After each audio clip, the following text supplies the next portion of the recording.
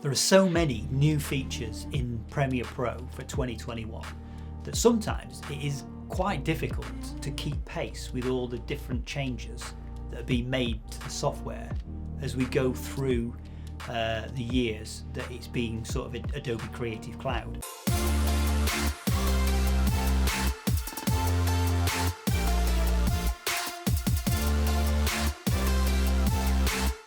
What's happening, guys? Dan Debenham here. Yes, today we are back with a vengeance, back on the tutorial here using a new feature in Premiere Pro in the graphics panel, and that is adding gradient text to your videos.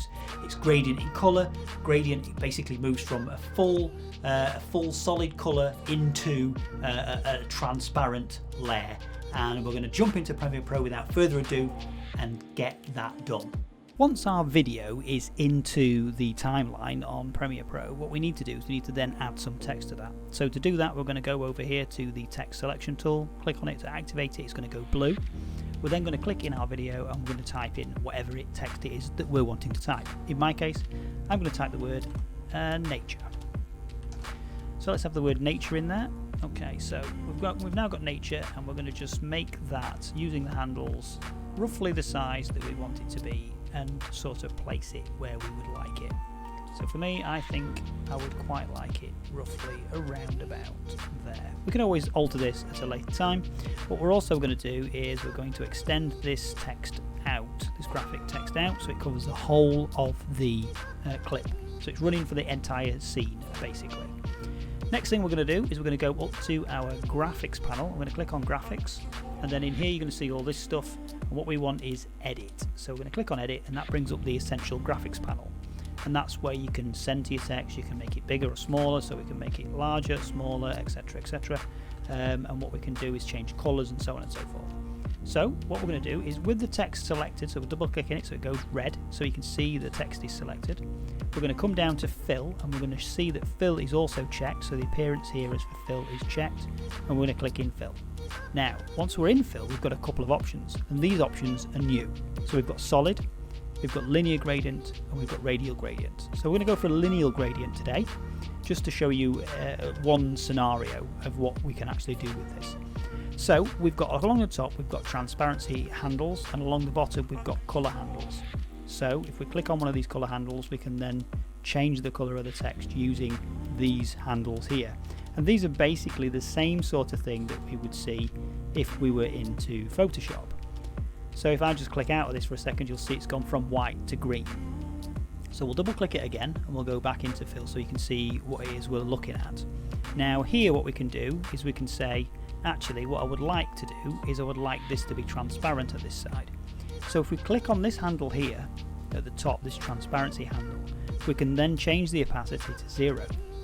And what that actually does is that allows us to go to 0. So we can see it's going down to 0, but there's still some colour there because it's not entirely at 0 just yet. So we're going to move that in, and you can see as I move it in, it moves the text away in that red box. You can see it's changing the way that it is operating. So we're going to move it so that it's blended in, so that we can see that our text is blended, and we're going to move our green across here to give it a little bit more of a stronger colour, and we're going to move the centre line here so we've got that stronger sort of effect, and we just want to take off the edge basically. In our instance we just want to take off the edge. Now what we can do is we can alter the way that this goes from the midpoint. We can change how the midpoint operates, we can move it back, we can move it forward, so we can take the colour in and out basically.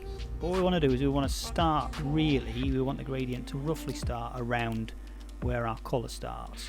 So we're just going to move that back slightly just to give us that little bit more of an effect, and make sure that the bottom of our text is not actually being seen, and that what we are getting is the maximum sort of colorization of this text.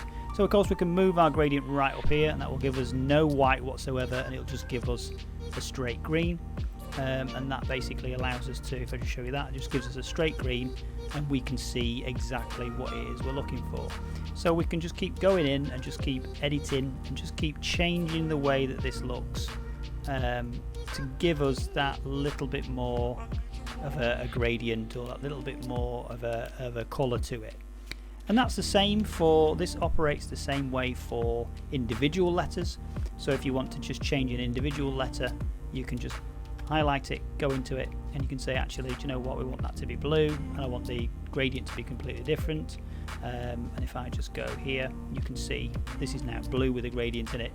So you can then effectively just go along and adjust each individual component until you get the look that you are actually looking for. And in our case, what we're wanting to do is we're wanting this text to be slightly more gradient at the bottom. So we want to go a little bit darker at the top and a little bit more gradient at the bottom. It also has the same sort of thing with, we can have these strokes and fills and stuff, so you can stick your strokes in if you want to, and we can say let's have a stroke at the bottom of that, and that brings us like a nice white stroke on there. And again, you can add opacities to that as well. You can also add obviously drop shadows and so on and so forth. You can keep going on and on, but in our case we don't want to do a drop shadow or a stroke. We just want it to be a straight text because we want it to sort of fit with the look of the video. And then if we go back into the editing system here, the editing panel, we can then adjust the text to sit roughly where we want it to sit, and that then just gives us that sort of fitting in with this whole scene where the mist is coming along and it's just rolling along this hillside here, and it just basically sits in with the text and just sort of formalizes and links that text to the video that we've used, rather than it just sitting on top of the screen with the video running behind it.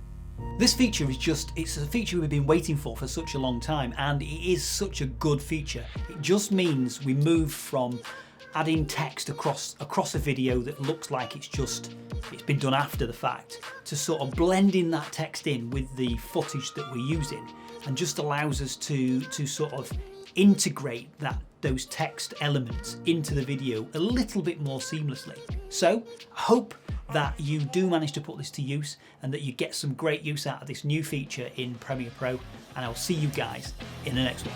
Peace!